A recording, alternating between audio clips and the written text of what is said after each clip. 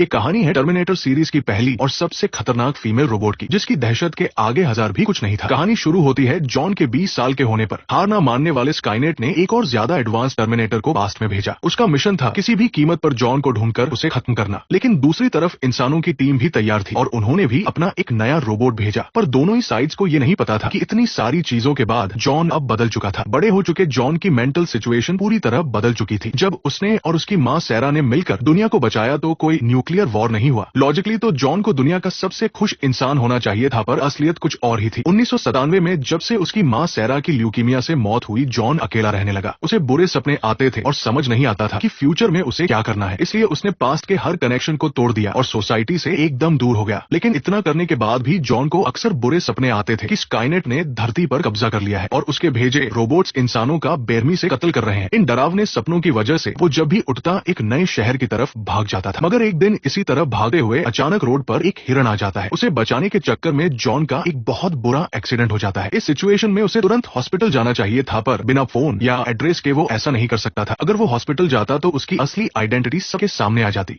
इसलिए वो पास में बंद पड़े एक जानवरों के हॉस्पिटल में घुस जाता है। वहां अपने घावों पर पट्टी करके और कुछ दवाइयां खाकर वो वही जमीन पर सो जाता। उसे नहीं पता था कि इसी बीच उसे मारने और बचाने वाले दोनों ही टाइम ट्रेवल करके इस टाइमलाइन में पहुंच चुके थे। सबसे पहले एंट्री होती है स्काईनेट के टर्मिनेटर की। इस बार स्काईनेट ने 1000 से भी ज्यादा एडवांस रोबोट टर्मिनेटर टीएक्स को भेजा था। शायद स्काईनेट ने सोचा कि पिछली 2 बार मेल टर्मिनेटर भेजने से वो मिशन में फेल हुए, इसलिए इस बार अपग्रेड करके उन्होंने टर्मिनेटर टीएक्स को एक खूबसूरत लड़की का रूप दिया, ताकि जरूरत पड़ने पर वो अपनी खूबसूरती को एक हथियार की तरह इस्तेमाल कर सके। लेकिन फीमेल टर्मिनेटर होने के बाद भी वो यहाँ बिना कपड़ों के ही पहुंची थी। अब उसका सबसे पहला काम था अपने लिए कपड़ों और गाड़ी का जुगाड़ करना। बहुत जल्द वो एक फैशनेबल लेडी को अपना टारगेट बना लेती है, जो उसे देखकर हैरान रह जाती है। वो लेडी उससे पूछती है कि क्या उसे पुलिस की हेल्प चाहिए, जिस पर टर्मिनेटर कहती है उसे ये कार पसंद है। इससे पहले कि वो औरत कुछ समझ पाती, टर्मिनेटर ने उसकी जान लेकर अपनी पहली प्रॉब्लम सॉल्व कर ली। इसके बाद फीमेल टर्मिनेटर एक फोन से लोकल डेटाबेस को हैक कर लेती है और जॉन के फ्यूचर में बनने वाले सभी साथियों की जानकारी निकाल लेती है। इस बार स्काईनेट ने एक स्मार्ट मूव खेला था। वो जॉन के साथ साथ उसकी टीम को भी खत्म कर देंगे। अपनी लिस्ट के पहले टारगेट की तरफ वो तेजी से कार दौड़ाना शुरू कर देती है, लेकिन कार की स्पीड ज्यादा होने की वजह से एक पुलिस ऑफिसर उसे रोक लेता है। टर्मिनेटर पास लगे एक लॉन्जरी के पोस्टर को देखती है और अगले ही पल वो अपनी बॉडी को पोस्टर वाली मॉडल जैसा बना लेती है। ये देखकर पुलिस वाले का बिहेवियर एकदम बदल जाता है। वो उससे प्यार से बात करने लगता है, लेकिन टर्मिनेटर का ध्यान कहीं और ही था। उसकी नजर पुलिस ऑफिसर की कमर पर लगी गन पर थी। उसे ये गन पसंद आ गई। क्या अब तक सिर्फ 2 लाइनें बोलकर फीमेल टर्मिनेटर ने अपने लिए गाड़ी और हथियार दोनों का इंतजाम कर लिया था। उसका काम करने का तरीका वाकई बहुत एफिशिएंट था। वहीं दूसरी तरफ रेगिस्तान में कई इंसानों का भेजा हुआ प्रोटेक्टर भी टाइम ट्रेवल करके पहुंच जाता है। इस बार जॉन को बचाने के लिए 800 का अपग्रेडेड वर्जन 850 आया था। वही जाना पहचाना पोज और वही चेहरा, जिससे साफ था कि ये 800 का ही नया मॉडल है। 850 भी बिना कपड़ों के था, इसलिए वो सीधे पास के एक बार में घुस जाता है। बार के अंदर बैठे सारे लोग उसे घूरने लगते हैं, क्योंकि उस रात वहाँ लेडीज नाइट चल रही थी। 850 ने स्कैन करके देखा कि वहाँ उसके मतलब के कपड़े नहीं है। तभी उसकी नजर स्टेज पर डांस कर रहे एक लड़के पर पड़ती है, जिसके कपड़े उसे पसंद आ जाते हैं। वो बिना कुछ सोचे सीधा उस लड़के के पास चला जाता है और उससे उसके कपड़े, बूट्स और बाइक मांगता है। लेकिन डांसर उसे भाव नहीं देता और हाथ आगे करके उसे जाने को कहता है।